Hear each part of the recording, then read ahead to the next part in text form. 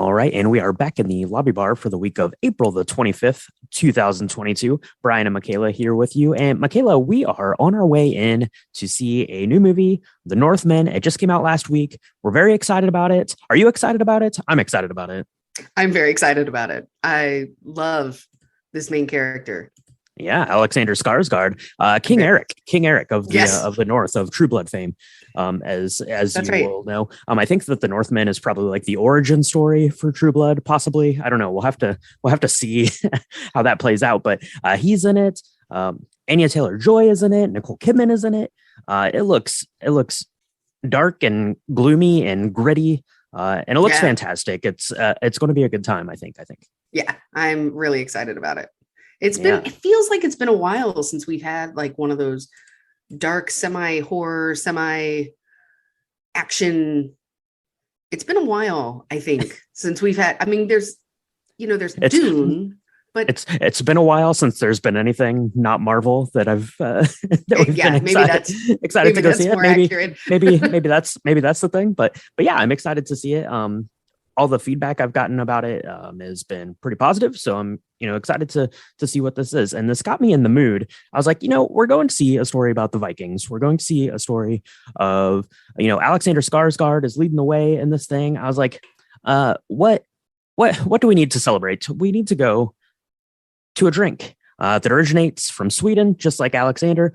So I was on the Absolut Vodka website today looking for a cocktail to make for us because I thought, how fitting. We'll get this vodka from Sweden. We'll make something up, and I found a recipe, and it's called the Absolut Cordial Drop, and I'll put a link to it in the show notes so everyone can see it because it's pretty simple to make, but it has kind of this one ingredient that you can play around with, and I thought that was pretty fun because that's something that you and I like to do.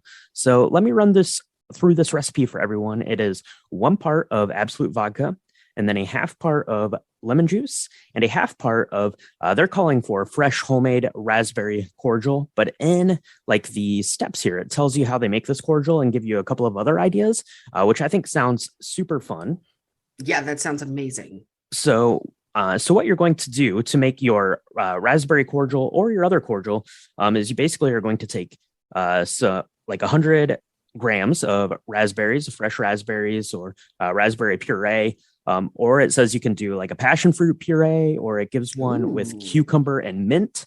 Basically, you mix that with like 500 milliliters of simple syrup, and you put that together, you strain it, and then you end up with this cordial. So the super sweet, syrupy little cordial mix, and that's what you're going to use to get this cordial drop. So 1 part of the vodka, a half part of lemon juice, and then a half part of the raspberry or whatever kind of cordial you want to make. And like I said, this one goes into the raspberry or passion fruit or cucumber mint, but you could totally do this with any fruit, I would think. Blueberry sounds good. Strawberry sounds good. And then you can play around with the different Absolut because they make a bunch of different flavored vodkas. That's one of my favorite kind of line of flavored vodkas. I think they're kind of the higher end ones and a lot of really fun flavors. But what do you think about this cordial drop thing? That sounds amazing. Yeah.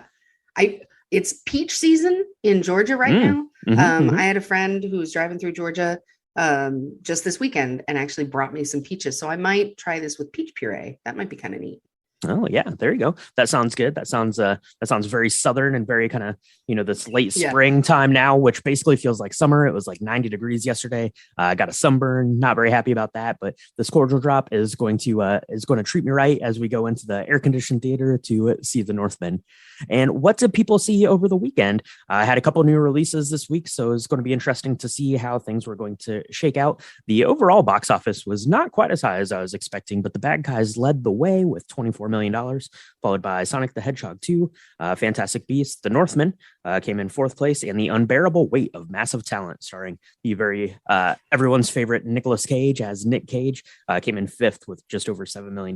But bad guys took the weekend. I don't think that was a big surprise. I think we both kind of called that one last week, but yeah, I don't know. Any thoughts about this weekend at the box office? They're going to get a kind of a repeat to go head to head this weekend too, without much major coming out. But what do you think? Yeah, no, I'm not really surprised. I'm a little surprised that The Unbearable Weight of Massive Talent only reached 7 million. I'm kind of surprised that it did reach 7 million, but that's okay. That's okay.